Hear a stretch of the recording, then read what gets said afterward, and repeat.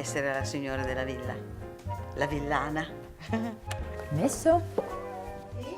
Buongiorno. Buongiorno. Ho un appuntamento per vedere la villa, mi devo sposare. Ah, Ho parlato al telefono con il conte e appunto sono qui per vedere gli ultimi dettagli. beh, dica a me. Il centro tavola, volevo un po' capire come farli, avere magari qualche consiglio. Per esempio, hai mai pensato per esempio a dei cactus? No, a dire la verità non ci avevamo pensato.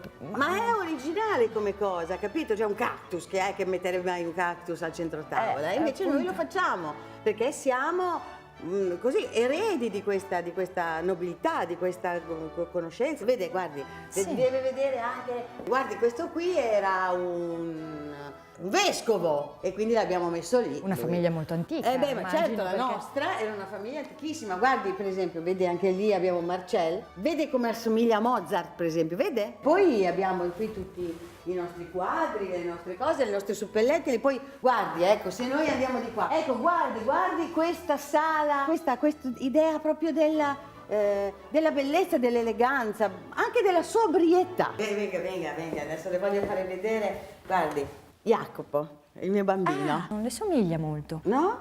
No, però... Buongiorno. Buongiorno. Buongiorno. Jacopo? Sì, sono io. Ah. Buongiorno. Buongiorno, Buongiorno. Buongiorno, arrivederci, buongiorno. Buongiorno, Buongiorno. Buongiorno. Arrivederci. Sua madre è davvero simpatica.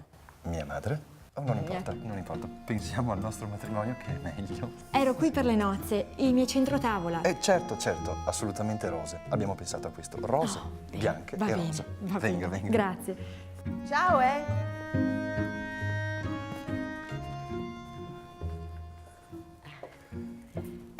buongiorno. Buongiorno ancora. Buongiorno. C'è ospitalità qui per dormire questa notte?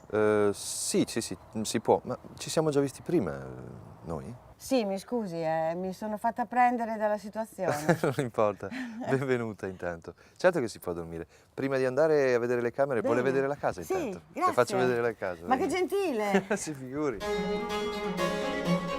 Oh là, un salone! Il Un tinello, un salottino. Il salottino delle feste. Però. È stata completamente affrescata nel Settecento, in onore di una ragazza, per un matrimonio. Per un matrimonio, naturalmente. Certo. Questa ragazza si chiamava Alessandra ed ecco perché i 4 affreschi delle pareti sono 4 momenti della vita di Alessandro Magno in suo onore.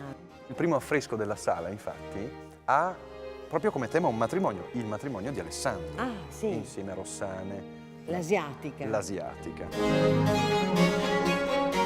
L'altro momento riguarda un'altra donna, si chiamava Campaspe. Dicono la donna più bella d'Asia, la ragazza aveva 16 anni. Lui la incontra mentre conquista il Medio Oriente e allora chiede al pittore a pelle di farle un ritratto per poter avere proprio questa sua bellezza sempre con lui.